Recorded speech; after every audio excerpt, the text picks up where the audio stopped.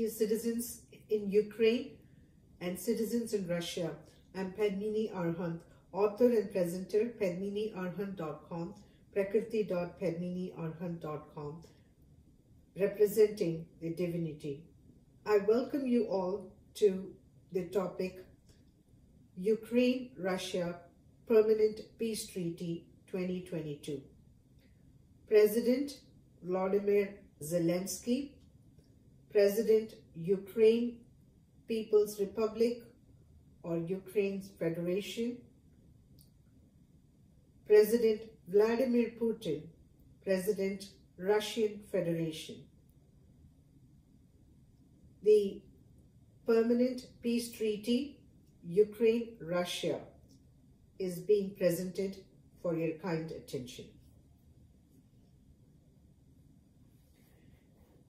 The primary focus is to establish peace in Ukraine, including East Ukraine, the Donbas region, Donetsk and Luhansk republics.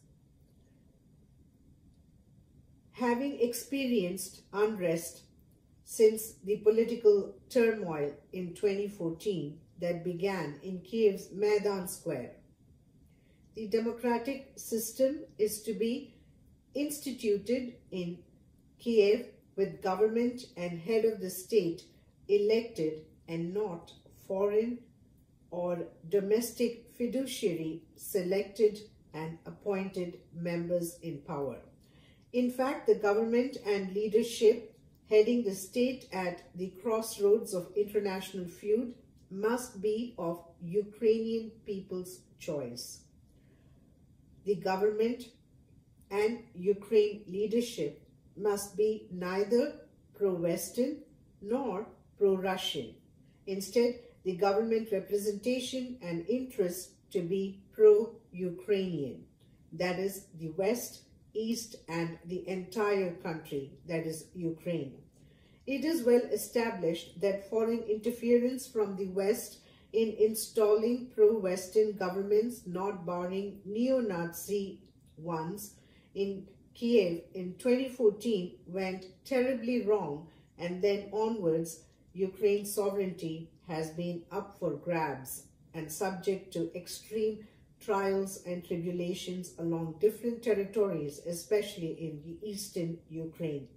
Whenever there are foreign intrusions in a country, either politically and or militarily, tensions flare, causing chaos and confusion in society. The Western appointed governments in Kiev were engaged in promoting counterproductive strategies then and thereafter that hurt Ukraine than helping the country. The aftermath of Maidan Square protests in Kiev in 2014 had spread across eastern region, Crimea and Donbas, creating insecurity and fear among ethnic Russians and majority Russian-speaking population at that time. There is no doubt the atmosphere in Maidan Square in 2014 split the nation into pro-Western Ukrainians on one side and pro-Russian Ukrainians on the other side. Such situation typically divide the country. Unfortunately, that was the outcome of Maidan rally in 2014, generating isolation of eastern Ukraine. The citizens in Crimea and Donbas obviously feared for their life and felt threatened, considering the violence erupting in Kiev transformed into ethnic clashes, giving rise to pro-Russian separatist groups seeking independence. The death toll from the confrontation between Ukrainian armed forces and pro-Russian separatists reported to be initially 2,600 and now increased to 15,000 or more, according to Ukrainian authorities in Kiev. Regardless of low or high figure, the loss of life on any side is regrettable and turbulence in the region contributes to volatility, hindering normal existence. Meanwhile, Russian Federation is accused of direct involvement earlier in Crimea, leading to Crimean Union with Russia. The neighbor Russia foothold in Donbass region, allegedly supplying arms to pro-Russian rebels, as they are referred to, and training them in the last 8 years or so alongside Russian military presence in that part of Ukraine, fueled further tensions until now.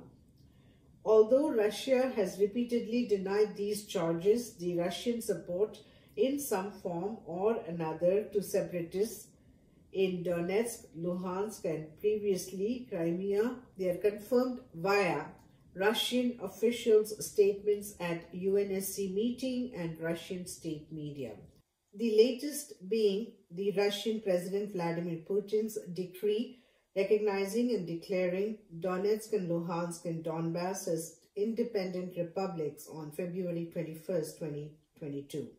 The move from Russia as an external nation in Ukraine's internal affair ignited the spark, with subsequent Russian invasion of Ukraine on February 24, 2022, attracting condemnation and Western sanctions that are expected to severely impact the Russian leadership and many others in Russian ministry as well as Russian Duma.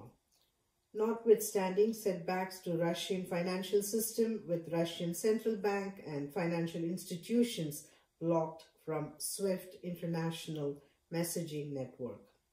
These effects could have been averted by President Vladimir Putin, having been made aware of serious economic and financial repercussions upon Russian military invasion of Ukraine. The Russian president was reminded by me via this domain about the former Iraqi President Saddam Hussein treading on the same path in 1990 against Kuwait. The West then launched avalanche of sanctions and military aggression against Iraq, citing the Iraqi president's fatal error. Following the violence in Donbass region in 2014, the Minsk I and Minsk II agreements were reached in September 2014 and February 2015, respectively, between Ukraine, the separatist leaders of Donetsk and Luhansk, as well as Russia. The agreement was witnessed and held in the presence of Germany and France, then leaderships of French President François Hollande and German Chancellor Angela Merkel in Belarus capital Minsk. The Organization for Security and Cooperation in Europe, OSCE, was the monitoring authority to observe and verify the ceasefire in the region. The OSCE reported ceasefire violations on all sides, adding the Minsk Accord was not adhered to by the signatories, making it difficult to implement the agreement. The Minsk I and Minsk II is welcomed by Moscow, a signatory on the account. However, Moscow has absolved itself of responsibility in abiding by the agreement code, claiming itself a non-participant in the conflict. The Minsk II agreement calls for withdrawal of forces from eastern region, the foreign military, in particular reference to Russia being the occupier in the troubled territories of Ukraine. The Minsk agreement details in public domain are as follows: immediate and comprehensive ceasefire, withdrawal of heavy weapons by both sides, Organization for Security and Cooperation in Europe, OSCE, as the monitoring authority to verify ceasefire, to begin a dialogue on interim self-government for the Donetsk and Luhansk regions in accordance with Ukrainian law, and acknowledge their special status by parliamentary resolution.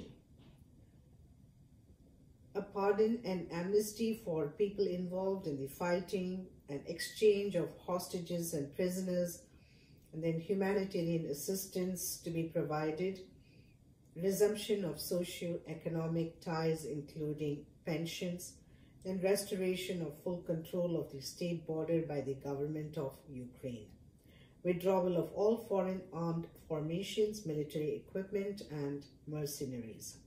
Constitutional reform in Ukraine, including denuclearization with specific mention of Donetsk and Luhansk. Elections in Donetsk and Luhansk on terms to be agreed with their representatives.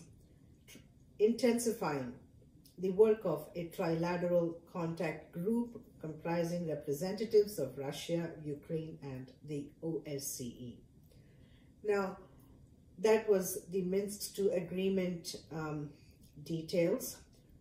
As mentioned above, Moscow insists Kiev to implement Minsk Accord. Kiev, on their part, disapproves some enforcements of the Minsk deal. Kiev also revealed on the Minsk agreement being forced upon them by Moscow via threats and coercion.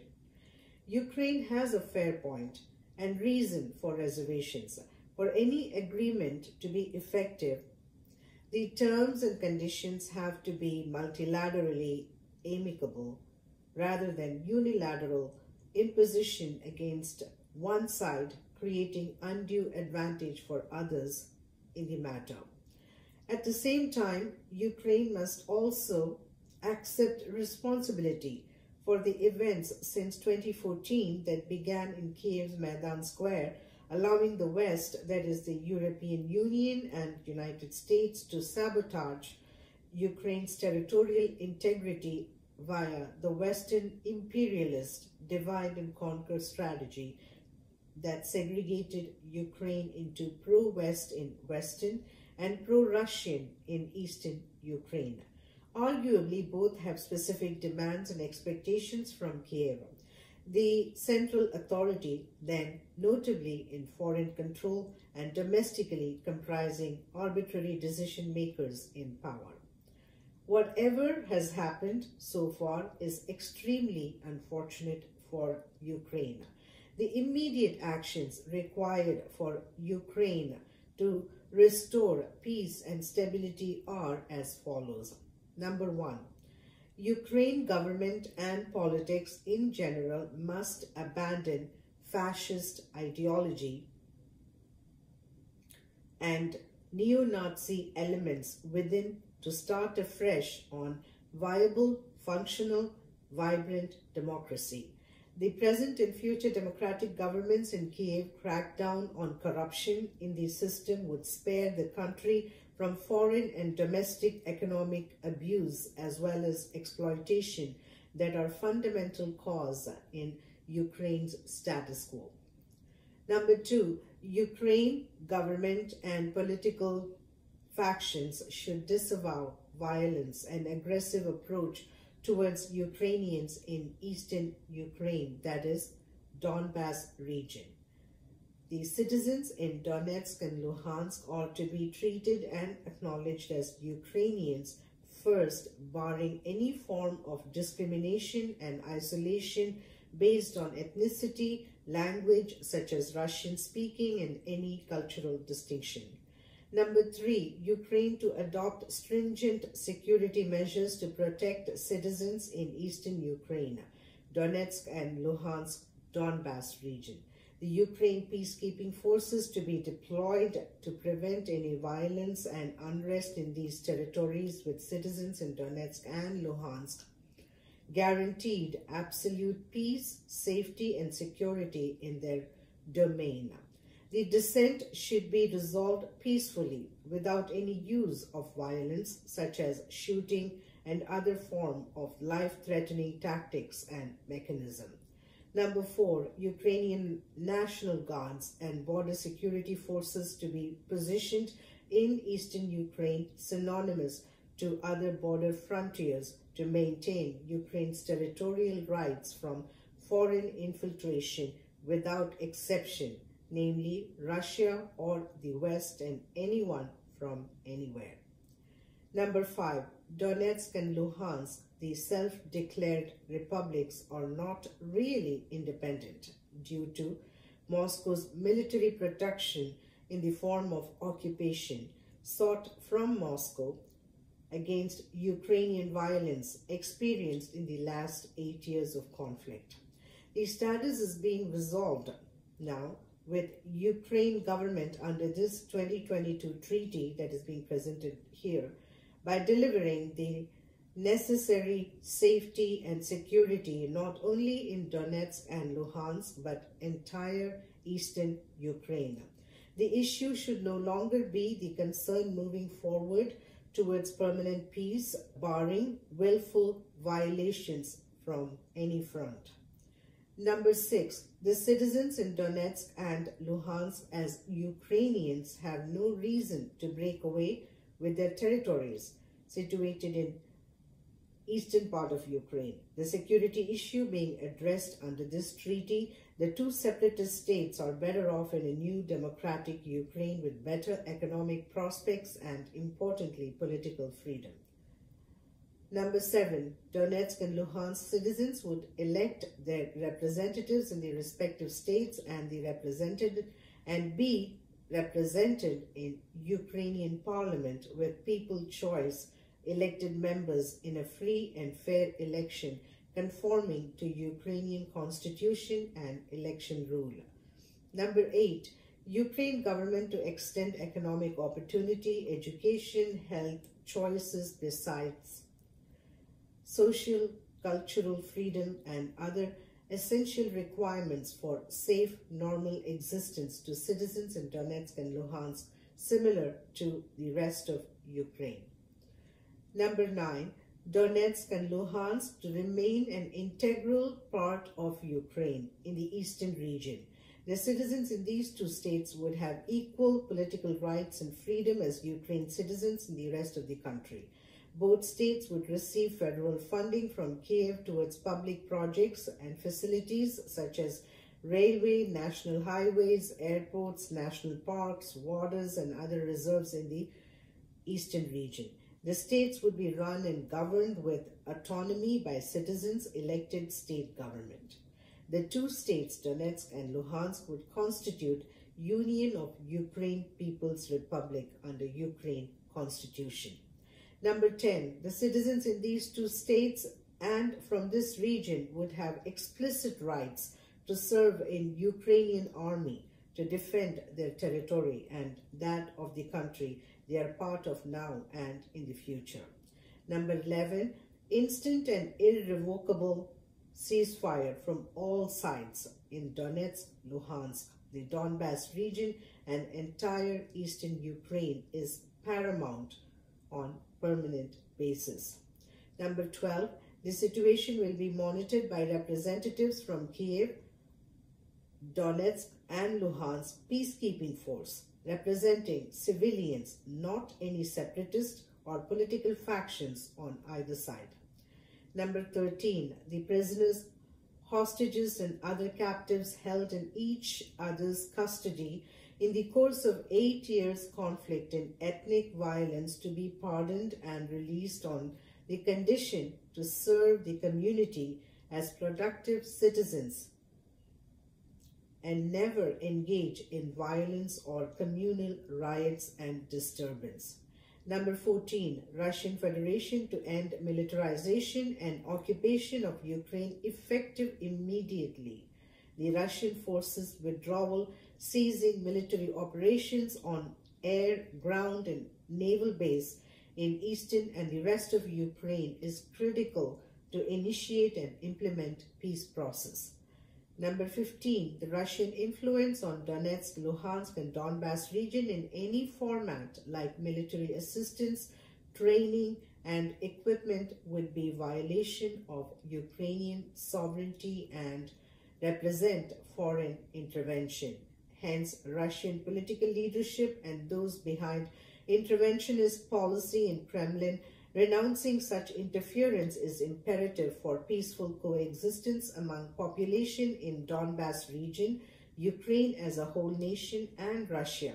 The indefinite neighbor and peace partner. Number 16, Ukraine to remain a neutral nation and not become a NATO ally under any pressure, incentives, or disguised representation.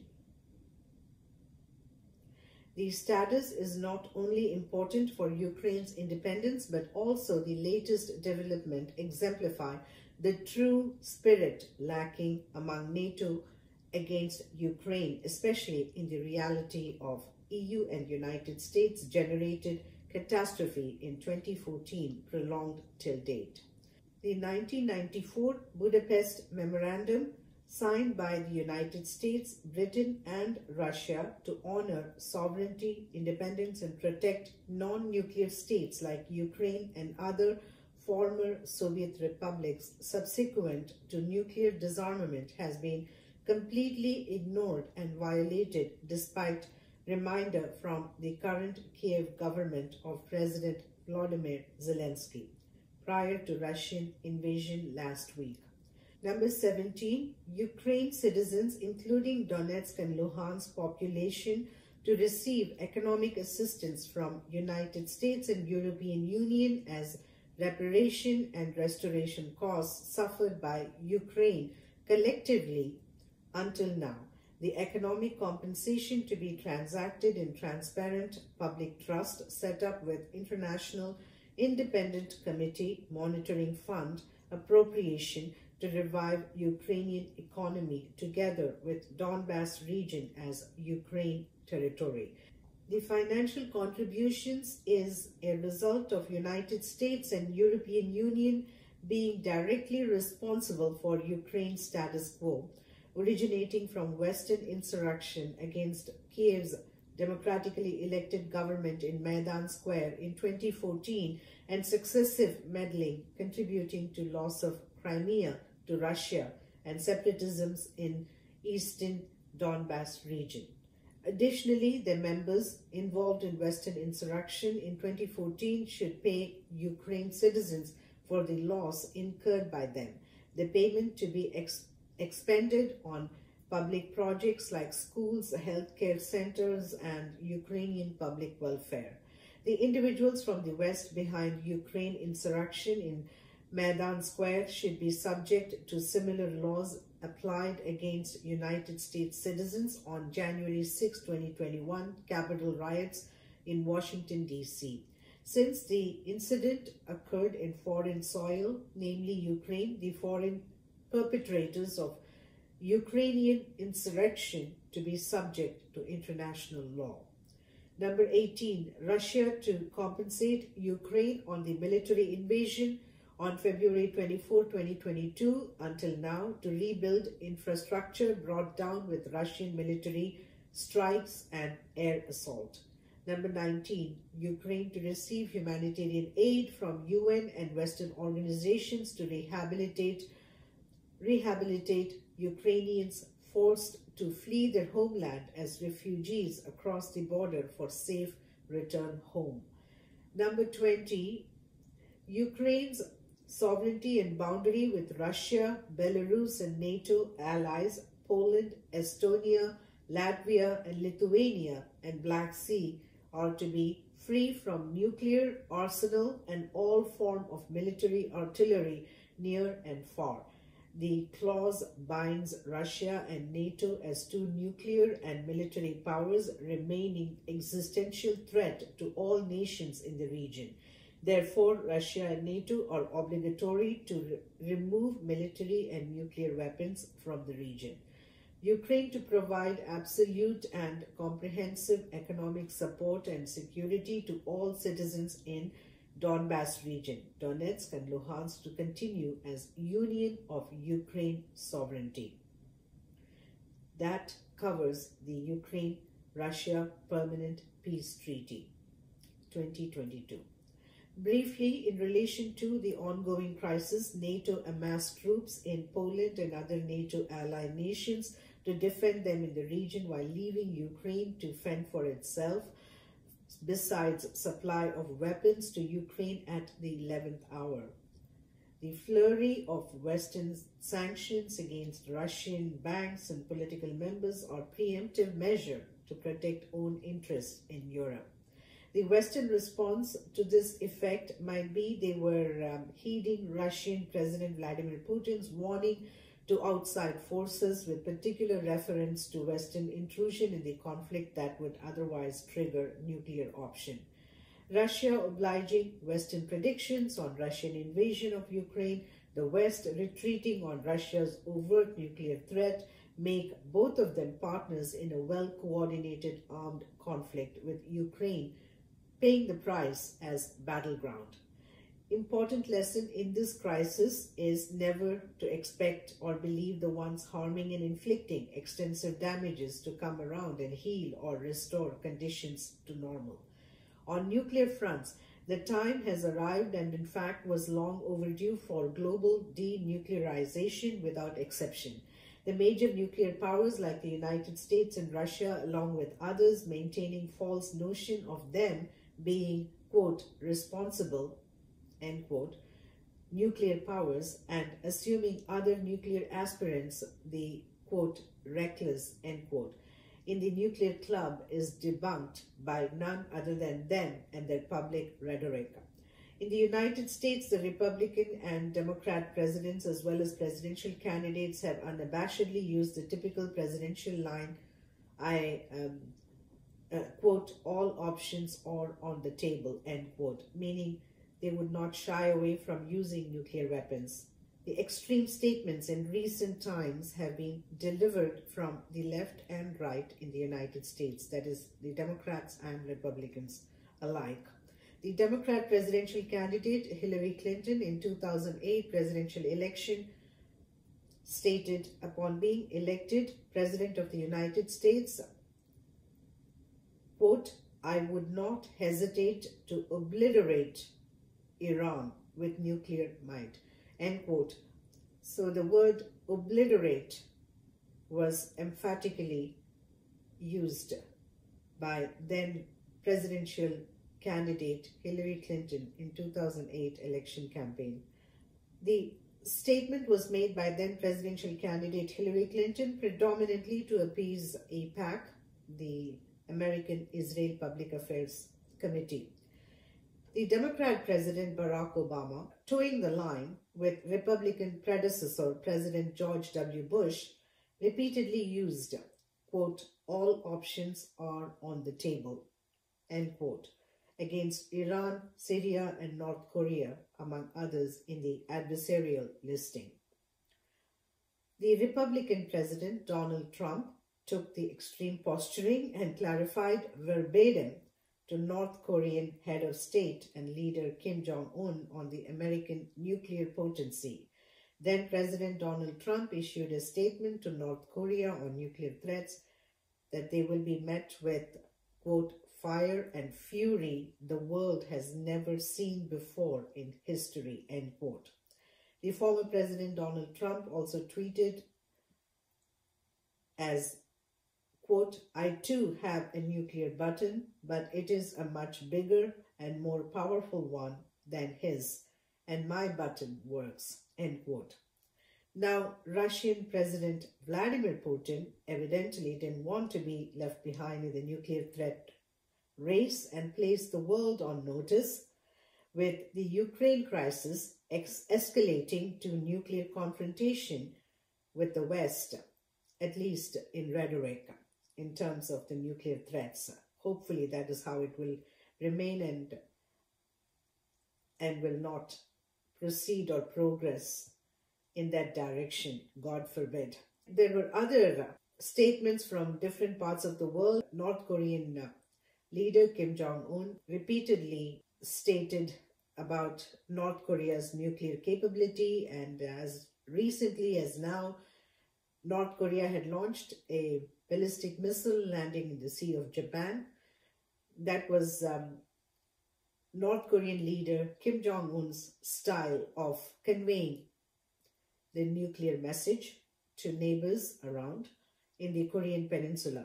The Indian Prime Minister Narendra Modi had also commented on India's nuclear potency during a campaign rally, election campaign rally, stating that India's nuclear weapons are not meant to be, quote, Diwali firecrackers. They are a nuclear arsenal that could be deployed at moment's notice. That was directed at India's neighbor and rival, Pakistan, another nuclear state as well. Now, those are all the statements coming from different parts of the world, from different heads of the state and leaders. So these reasons abundantly justify for the world to be rid of nuclear menace once and for all. Small or big actors on stage, the nuclear arsenal at the disposal endanger the world and humanity at large. All efforts and resources must be invested in global nuclear disarmament, freeing the world from living on the edge and rescuing humanity from forbidden nuclear holocaust. This is without exception, regardless of anyone claiming to be responsible versus the reckless and vice versa.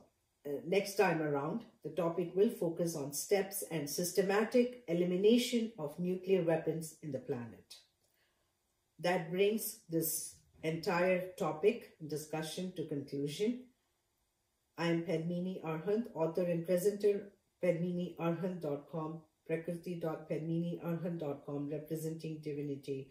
I thank you all for your attention and interest, and I also thank the citizens in Russia and citizens in Ukraine in this very unfortunate and difficult time that is being brought upon them, which is totally unnecessary. It could all be averted, and even now, it is never too late. I sincerely hope and urge President Vladimir Putin to end this military invasion and occupation of Ukraine and revert to peace, unity and harmony between the citizens of Ukraine and people of Russia. They both deserve to coexist in peace and experience progress and prosperity.